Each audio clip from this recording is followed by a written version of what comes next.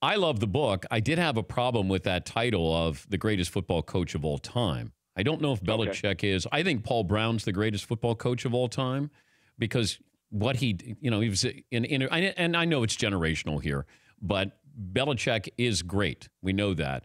I just thought Paul Brown, I still look at as somebody who was unique, who changed the game. Well, let me give you, you're right about that. He's the greatest innovator, certainly, of all time. He's the founding father of everything in the modern NFL, right? But let me say this. If you look, Dan, at his final 15 years of coaching, he did not win one postseason game.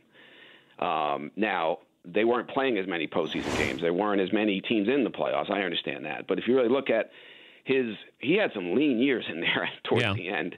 And, Belichick obviously had lean years in Cleveland and his first year in New England. But that's a long stretch, 15 years, without winning one postseason game to finish your career. So Vince Lombardi, to me, is the ultimate standard that I think Belichick surpassed. I went to the high school where Vince Lombardi coached.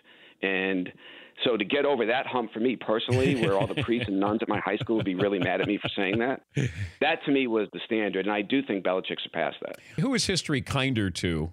You call Belichick the greatest football coach of all time, and maybe you believe Brady's the greatest quarterback of all time, but history is kinder to which legacy here?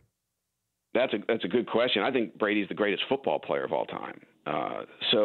Jim Brown, my father would kill me for saying that, but Jim Brown, he started making movies at age 30. So Belichick is the one who created the culture there, and I think ultimately if McDaniels takes over afterward and carries it on and finds another quarterback and wins more with that system, I think maybe Belichick because of what he created around Brady.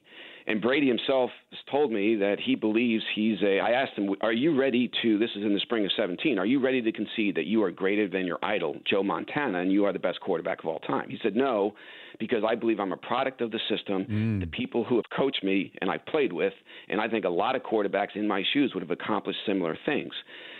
I don't know if that was just humility or he believed that to a certain degree, which I think he did. But I think if I had to give the edge to one or the other, legacy-wise, I would go with Belichick. But again, I'm pushing a book about Belichick, so I'm probably the wrong guy to ask that question to right now. Do you think Brady feels like, if you could get them both to answer this, Brady feels like he made Belichick, or Belichick feels like he made Brady? I really believe this, that they understand they couldn't have done it without the other. I think Brady understands Belichick was worth one extra ring to him, and I think Belichick believes Brady was worth one extra to him. In other words, you give Belichick a very good quarterback who's proven he could win 2, I think Bill would win 3 with that player. Same thing with Brady and the coach. So I think that's a pretty even deal there. Okay. I really do think that they're worth, with somebody who's proven to be very good, one extra title. And I don't know if that's how they look at it, but that's how I look at it anyway. For more Dan Patrick Show, tune to Audience Channel 239 on DirecTV or download the Dan Patrick Show app.